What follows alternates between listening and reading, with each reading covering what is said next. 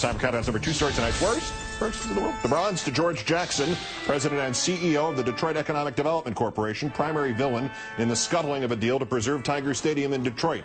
As much of an American landmark as is Fenway Park or Wrigley Field, the stadium would have been kept standing as a ball field for inner-city kids, with the stadium structure itself becoming an office. The $33 million cost would have been almost entirely covered by tax credits and historical site credits.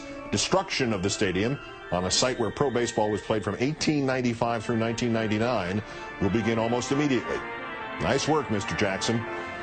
A hypocrisy award tonight. Our runner-up to Stuart Taylor of the National Journal. Taylor says a complaint written by Sonia Sotomayor as a Princeton undergrad about the lack of opportunities for Hispanics at her school should be held against her nomination to the Supreme Court. Quote, some may see Sotomayor's letter as evidence that she was predisposed to look for the worst, not the best, in the institution that had afforded her such opportunities. She now sits on Princeton's Board of Trustees. The blog Lawyers, Guns, and Money notes that when nominee Samuel Alito was criticized for a series of legal memos about constitutional matters, Mr. Taylor had written, Alito's critics have similarly ignored much evidence that his 15 years of steady, scholarly, precedent-respecting work as a judge tell us more about him than a handful of widely and misleadingly publicized memos that he wrote more than 20 years ago.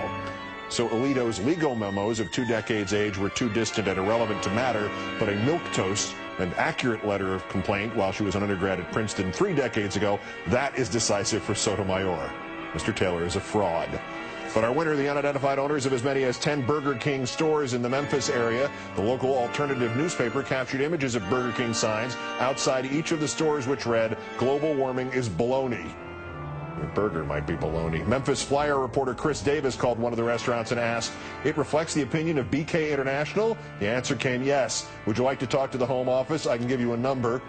Turned out it was not reporter Davis who wound up having to talk to the Home Office. Within a day, the signs had been removed, and a spokesman for the Home Office said they never should have been put up, we're not authorized, and we're not Burger King's corporate opinion.